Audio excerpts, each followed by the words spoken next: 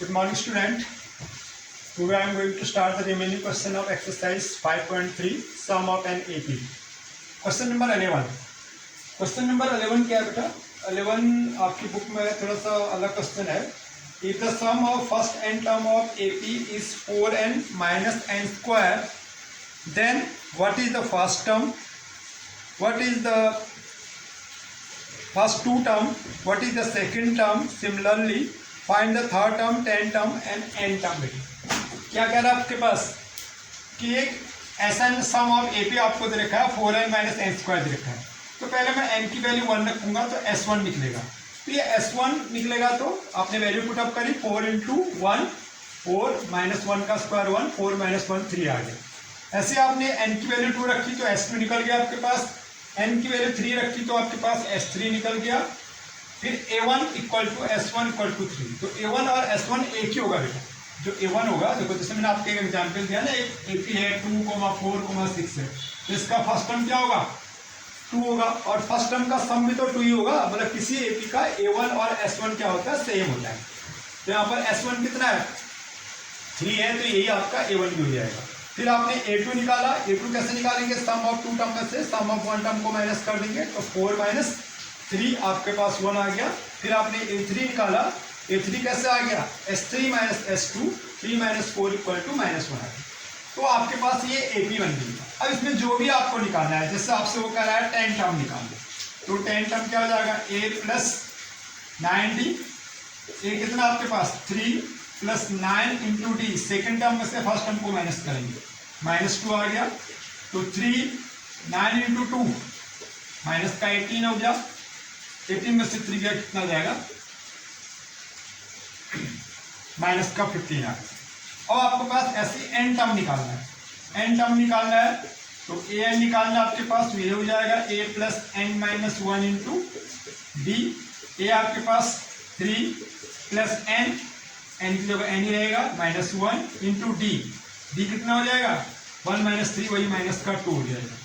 तो 3 माइनस का 2n plus का 2 3 प्लस 2 5 माइनस क्या हो जाएगा 2n हो जाएगा. तो ऐसे कुछ भी जब आपके पास AP निकालेगी तो उसके बाद तो आप कुछ भी निकाल सकते हैं इजीली.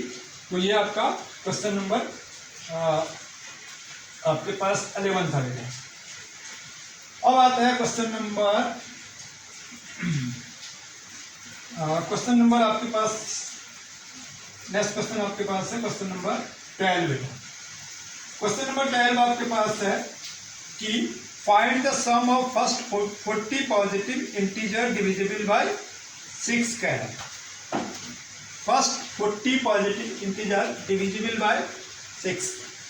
ये सही है ना? कुछ गड़बड़ तो नहीं है? 3a 10 निकालना a plus 9d 3 plus 9 into 2. ठीक है. चलिए अब आते हैं क्वेश्चन नंबर 12. बेटा कई बार अगर कैलकुलेशन में थोड़ा मिस्टेक होगी देखिए तो उसको इग्नोर करना है. कैलकुलेशन आप खुद भी कर सकते हो. ऑनलाइन क्लास में कभी कभी ऐसा हो जाता है. तो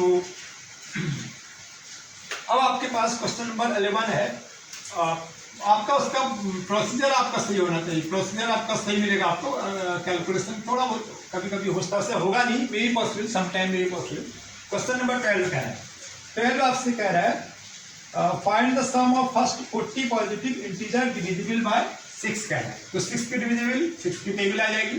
6 12 18 24 ऐसे. तो यहाँ पर ए आपके पास क्या हो गया 6 और डी क्या हो गया आपके पास 12 माइनस 6 हो जाएगा. एन क्या हो जाएगा 40 पॉजिटिव कह रहा है बेटा. एन आपके पास 40 हो जाएगा. तो ये आप फॉर्मूला अप्लाई कर लीजिए. S N equal to n by 2 2a plus n minus 1 into D. N कितना है 40 अपॉन 2 2 इंटू ए कितना है 6 प्लस n कितना है 40 माइनस 1 इंटू डी कितना है 6. तो 40 अपॉन 2 20 आ जाएगा. 20 2 इंटू 6 12 प्लस 40 माइनस 1 39 इंटू 6. तो 20 इंटू 12 प्लस 9 6 54 6 18 और 5 23 आ गया.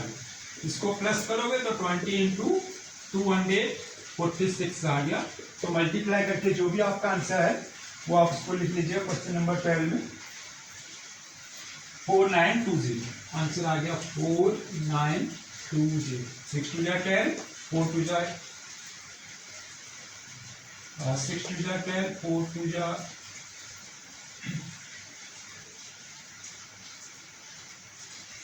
6 टू जा 10, 4 टू जा 8 और 9, 2 टू जा तो 26 मल्टीप्लाई कर लीजिए पूरा। 6 टू जा 12 हो गया, 4 टू जा 8 और 9, 2 और 2 4920 आ गया।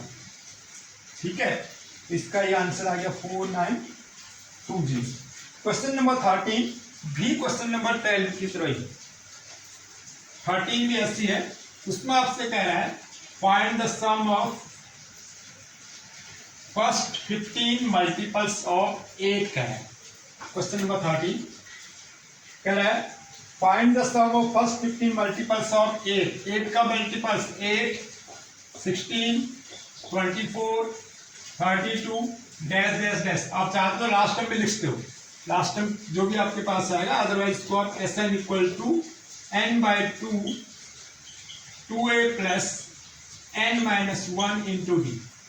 तो n आपको निकालना है, n आपके यहाँ 15 है, 15/2 2 into a 8 plus n-1 15 - 1 into D आ जाएगा आपके पास 8 आ जाएगा। तो 15/2 8 टू जा 16, 15 - 1 14, 14 इंटू 8 112। तो 15/2 112 को 2 से मल्टीप्लाई कर दीजिए, 16 प्लस कर दीजिए, इसमें 128 आ गया। 2 से काट दिए, 2 6 जा तो 15 इंटू 64, 15 4 जा 60, 15 6 जा 90, 90 और 6 960 आंसर आ गया। सिंपल सा था, तो इसको भी आप नोट डाउन करके सॉल्व कर लीजिए। बहुत सिंपल सा क्वेश्चन है सारे के सारे। अगला क्वेश्चन आपके पास है क्वेश्चन नंबर 14। 14 क्या कह रहा है find the sum of odd number between 0 to 50। 0 to 50 AP बनी 1, 3, 5, डैश डैश डैश 49। तो यहाँ पर a इक्वल टू 1 हो जाएगा क्योंकि ऑड नंबर लेने आपको। d आपके पास 3 हो जाएगा, सॉरी ऑड नंबर के बीच में 2 का डिफरेंस होता है, और लास्ट टर्म आपको देखा है 49। और यहाँ पर n कितना हो जाएगा बेटा 25। तो 50 नंबर टोटल है तो 1 ऑड होगा 1 इवन होगा, तो 25 हो जाएगा। तो अब ये वाला फॉर्मूला अप्लाई कर लीजिए, SN equal to n/2 a plus l वाला, जो भी आपका आंसर आएगा निकाल लीजिए, कैलकुलेशन करके वैल्यू पुट अप करके निकाल लीजिए।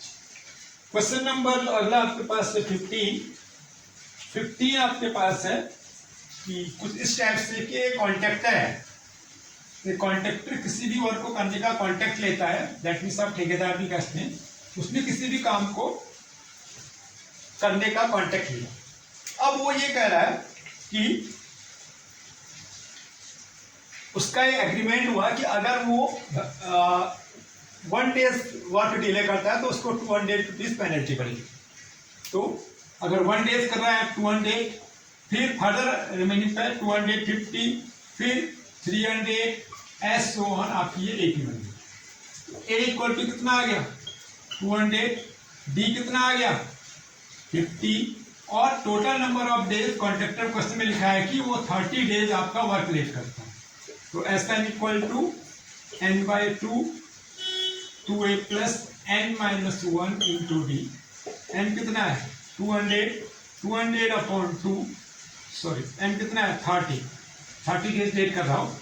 n कितना है 30/2 2 इंटू a कितना है 200 प्लस 30 - 1 इंटू डी निकल गया आपके पास। सेकेंड टर्म से फर्स्ट टर्म को आया माइनस करना, तो 30/2 50, 400 प्लस 30 - 1 29 इंटू 50।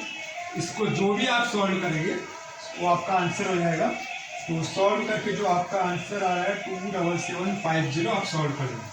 27750 रुपीज़ 27750। बहुत सिंपल सा क्वेश्चन था। n/2 2a + n-1 × 2, क्योंकि 30 डेज वो टोटल क्या कर रहा है, लेट कर रहा है, अपने वर्क को डिले कर रहा है। और एग्रीमेंट में क्या है कि 200 पहला दिन वो लेट करेगा तो 200 पड़ेगा, 2 डेज लेट अगले दिन के लिए फिर 250, तो 50 रुपीज हर बार बढ़ते जा रहे हैं। ए आपका 200 हो गया, डी आपके पास 50 हो गया, और एन आपके पास 30 डेज है, टोटल 30 डेज वो डिले कर रहा है। तो वैल्यू पुटअप कर दिया आपने, जो आपका लास्ट में आएगा आंसर आ जाएगा। लास्ट में क्वेश्चन नंबर 15 बेटा, वो भी आपके पास सेम क्वेश्चन है, 15 वाला भी बहुत इजी सा क्वेश्चन है, मैं आपको खाली दे रहा हूँ, आप सॉल्व खुद कर लेना, उसको बता दे रहा हूँ आपके पास। ये कराएंगे, कुछ कंपटीशन हुआ, इसमें आपको 700 टोटल प्राइस डिस्ट्रीब्यूट करना है। कितने बच्चों में करना है, 7 बच्चों में करना है, और कितने का डिफरेंस है, 20 का डिफरेंस। तो डी आपके यहाँ माइनस का 20 भी दे सकते हो, प्लस का 20 भी, ठीक है। फॉर्मूला वही आएगा, SN = 700 दे रखा है, फॉर्मूला लगा लीजिए, n/2 2a + n-1 × d = 700। n कितना आपके पास 7/2, 2 × a कितना है, फाइंड करना आपने, प्लस n 7 - 1 × d माइनस का 20 = 700। तो 2a + 6 × -20 = 700 × 2/7, इससे कट जाएगा 100 टाइम, तो कितना आ गया, 2a - 120 = 100। इसको इधर ले जाइए आप, 2a = 100 + 120 = 240, 220 = कितना आ जाएगा, 7/2, 7 × 100 70 हो गया, 700, 200 आ गया इधर, यहाँ पे 200 तो क्या होगा, 200 + 20 तो कितना आ जाएगा, 320। a = आ जाएगा 320/2, तो कितना आ गया, 180 आ गया। तो जो प्राइस मिलेगा पहले वाले को 180, फर्स्ट को 180, सेकंड को 180 में से 20 को डी को माइनस करते जाइए आप, 140, फिर थर्ड को 160, फिर थर्ड को 140, फिर 120, फिर 100, फिर 80, देन 60, देन 40, 1 2 3 4 5 6 7, 180, 160, 140, 120, 100, 80, पहले को 180,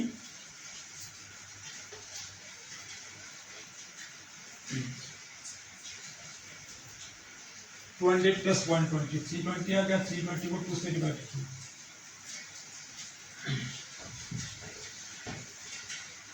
200, 120, 300। तो जो भी आपके पास है बेटा, आपके जो प्राइस निकल रहा है आपके पास, सिंपल सा, पहला आपके पास कितना आ रहा है, 180 ना के यहाँ पे कितना आएगा, 160 आएगा, 2 1 2 2 6 12, तो कितना आएगा, 160, 140, 120, 100, 80, 60, 40, 1 2 3 4 5 6 7, कितना निकला आपका प्राइस। बट इनको आराम से कर लेना, फिर दोबारा आपसे कर रहा हूँ कि जब स्कूल ऑफलाइन क्लास लेंगे, स्कूल ओपन होगा, तो सारे क्वेश्चन को हम क्या कर देंगे, दोबारा आपको क्या करेंगे, बता देंगे। Thank you, have a nice day.